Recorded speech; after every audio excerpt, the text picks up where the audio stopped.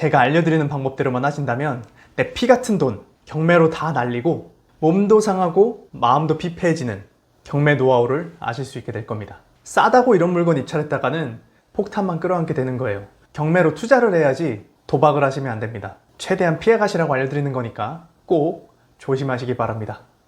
첫 번째, 이건 진짜 모르시는 분들이 많더라고요. 여러분도 같이 보시면서 뭐가 문제인지 한번 맞춰보세요. 202 타경 4만화8입니다. 경북 구미에 있는 아파트예요. 자, 권리 분석을 해볼게요.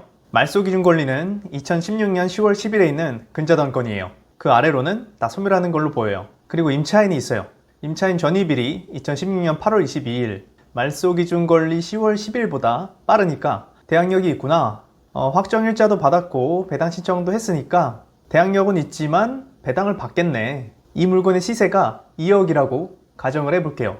그럼 내가 한 1억 5천에 낙찰 받으면 대항력 있는 임차인이 보증금 다 배당 받을 테고 나는 2억에 팔면 수익이 나겠네. 이러면 피눈물이 나는 겁니다. 왜 그런지 아시겠나요? 여기 보시면 가압류가 하나 있습니다. 근 땡땡이라고 되어 있는데 근로복지공단이에요. 근로복지공단에서 압류를 걸었다.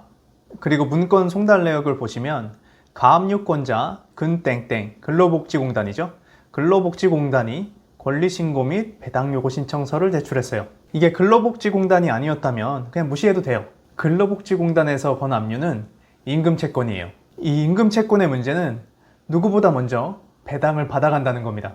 이 경매 물건이 낙찰이 되면 채권자들과 임차인이 돈을 받아가겠죠? 가장 먼저 받아가는 건 물론 법원이에요. 법원에서 이 부동산을 경매로 처리하는 데 들었던 비용을 제일 먼저 빼갑니다. 일환값을 받아야 되니까요. 그리고 그 다음이 바로 이 임금채권이에요.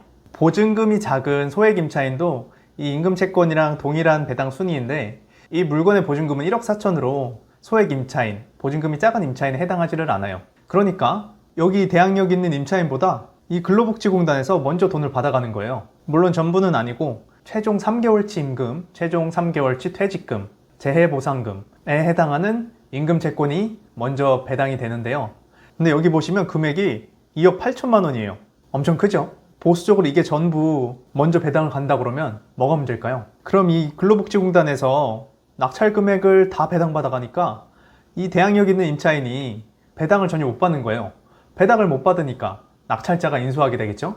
나는 1억 5천에 낙찰을 받으면 이 임차인한테 줄 돈이 없을 줄 알았는데 내가 낙찰을 받고도 1억 4천을 또 줘야 되는 거예요. 2억 9천만 원에 낙찰을 받은 꼴이 되는 거죠. 다시 정리해 볼게요. 내가 1억 5천에 낙찰을 받으면 대항력 있는 임차인이 1억 4천을 배당받아서 인수금액이 빵원인 줄 알았어요. 그래서 내가 2억에 매도하면 충분히 수익이 날 거라고 생각했던 거죠.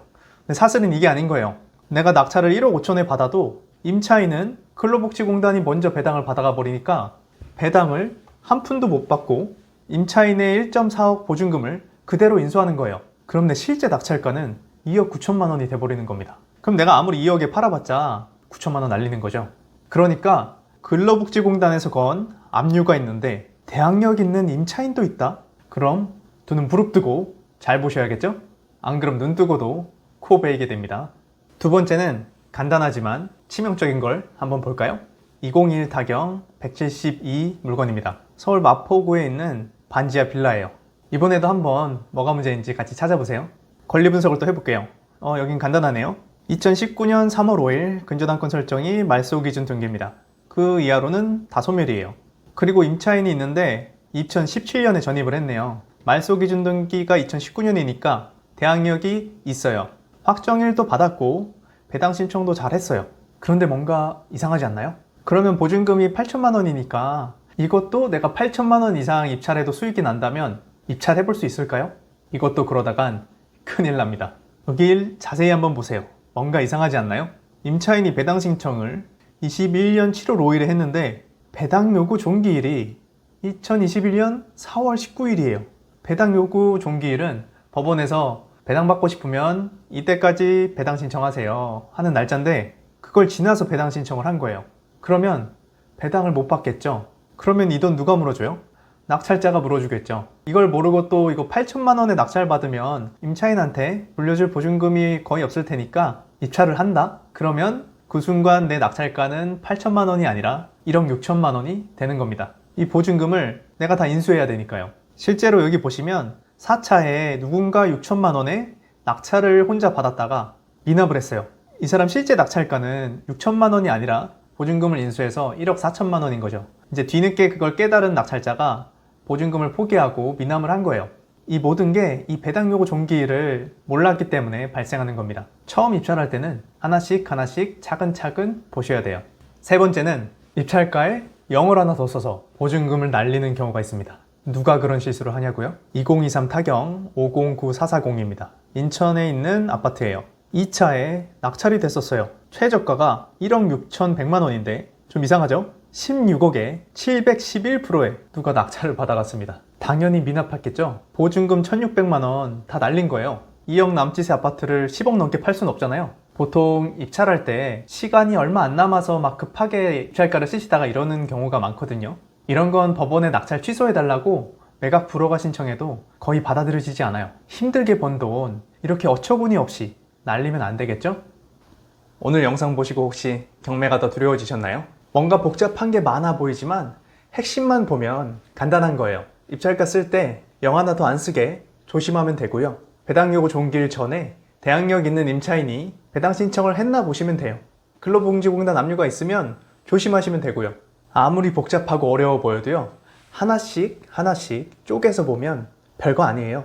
그러니까 처음부터 너무 두려워하지 마세요. 두려움이 언제 제일 커지는지 아시나요? 이 두려움의 정체가 뭔지 모를 때예요. 이 두려움 때문에 뭔 일이 생길지 도무지 알 수가 없으니까요. 근데 이 두려움의 정체가 뭔지 알면 더 이상 두렵지 않습니다. 빤히 보이니까 피하던지 해치워 버리던지 하면 되거든요. 그리고 이 두려움이 없어진 자리에는 자신감이 쌓이게 되죠.